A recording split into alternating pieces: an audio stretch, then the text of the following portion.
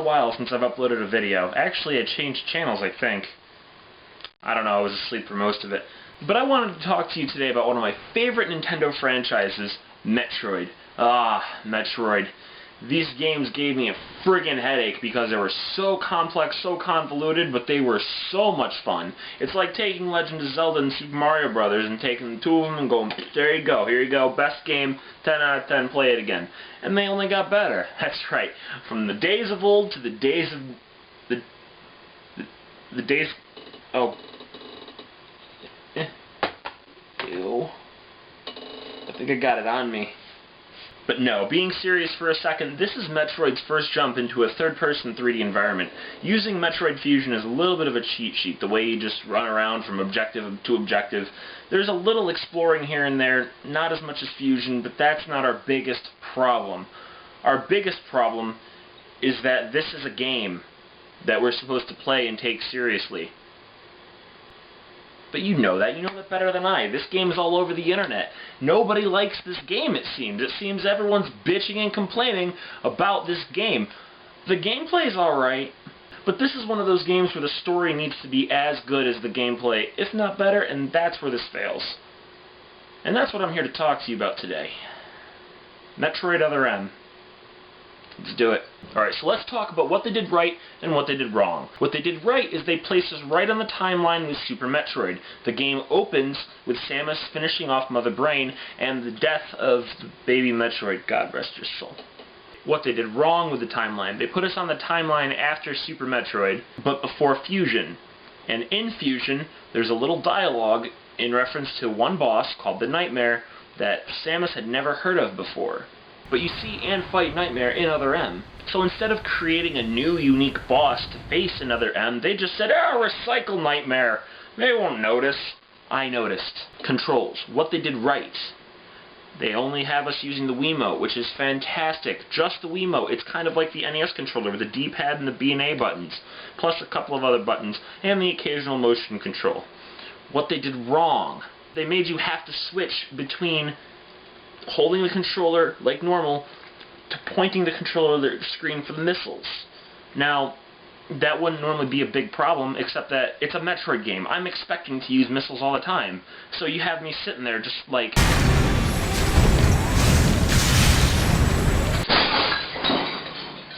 Shit! And the last thing about the control brings in a mechanic in the gameplay. Holding the A button and holding the Wiimote up like this enables what's called concentration, or you reload your missiles.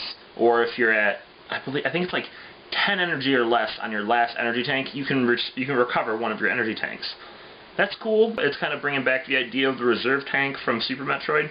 But what's the point of missile tanks if I can just go, boop, done. It takes like 3 seconds, just done. There we go. Hey, more missiles. I mean, it makes the idea of having to explore and look for all these hidden missile tanks just so you make sure you're well equipped for boss fights virtually pointless. I mean, energy tanks are still necessary, yeah, but missile tanks, it's like, who cares? I don't care. Missile tanks, Jesus Christ. And one last thing with a stupid first-person view is just these stupid pixel... Ugh, man, what? Oh, but this isn't even the worst of it. I can't in good faith make a video about Metroid Other M without talking about their biggest flaw.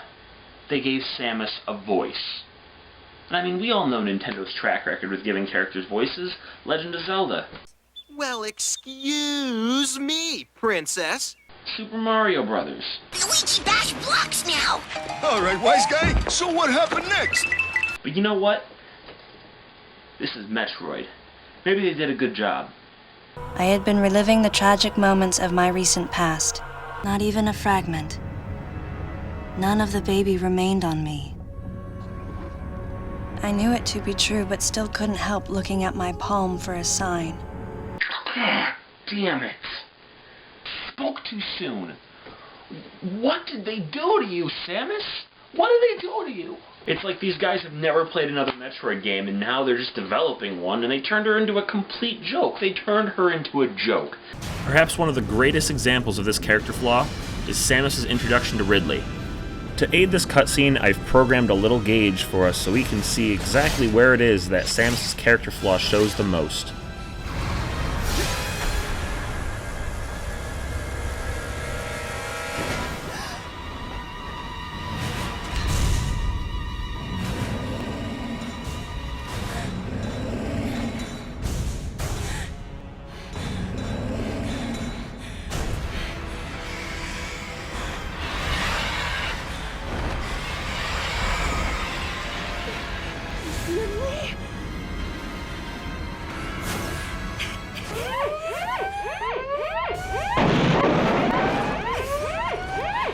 What happened to our fearless bounty hunter? How many times has she faced Ridley before this in the timeline? Let's take a look. 1, 2, 3, 4, 5, 6. 6 times. Conclusion, Samus is a little bitch. And you know what? She uses that voice to complain a lot about her past. She talks about all these different times that she was with the Federation and how Adam was her CO and about all this, like how this is the worst thing, how all the other soldiers didn't treat me with respect. He was joking, but others weren't. At the time, I felt surrounded by people who treated me like a child, or used kid gloves because I was a woman. Really? Really? You know what? Better idea. How about instead of you bitching and complaining about your past, let me play it. Let me play a game about your past. Listen, tell me this wouldn't be an awesome idea. I think it'd be a cool idea. The game starts just as she's with the Chozo. You play as her as a child as she starts to, learn all of her abilities and start to become more and more worthy of the Chozo armor that she wears, the powers. Why don't we play through the days in the Federation Army? And the game plays through, and at the very end, you see the scene where Samus is walking out on Adam, and the credits roll. Credits! And then the very last scene of the game is the opening to Zero mission, where she's talking about, this is her story, this is her Zero mission. Because that would be her first mission as a freelance bounty hunter. That would be the shit! I don't even want to talk about this anymore, because Metroid is one of my favorite series, and it hurts that this is so disappointing. I was looking forward to this so much, and Team Ninja just ruined it. I'm gonna go downstairs and play a different game.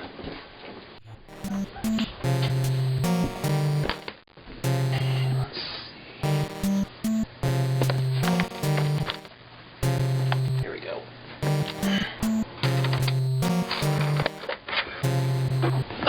Alright. Let's play some Tomb Raider.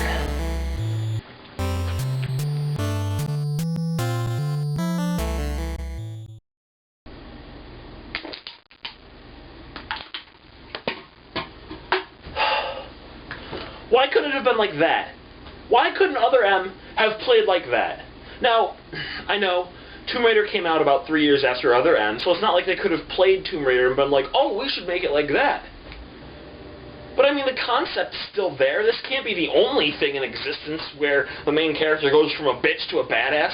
I mean, the beginning of Tomb Raider, Lara Croft's just like, oh, no! And then at the end of Tomb Raider, Lara Croft's like, I'm gonna kill you, bitches. Why wasn't Other M like that? They could have even said that maybe Samus was suffering from post-traumatic stress disorder, from finding a baby, raising a baby, being saved by a baby, and then baby going BOOM! Mother brain!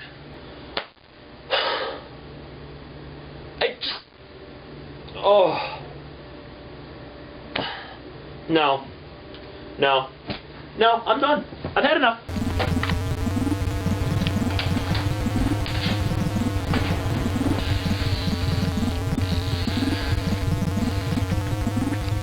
Sorry, Samus, but I've had just about enough of you.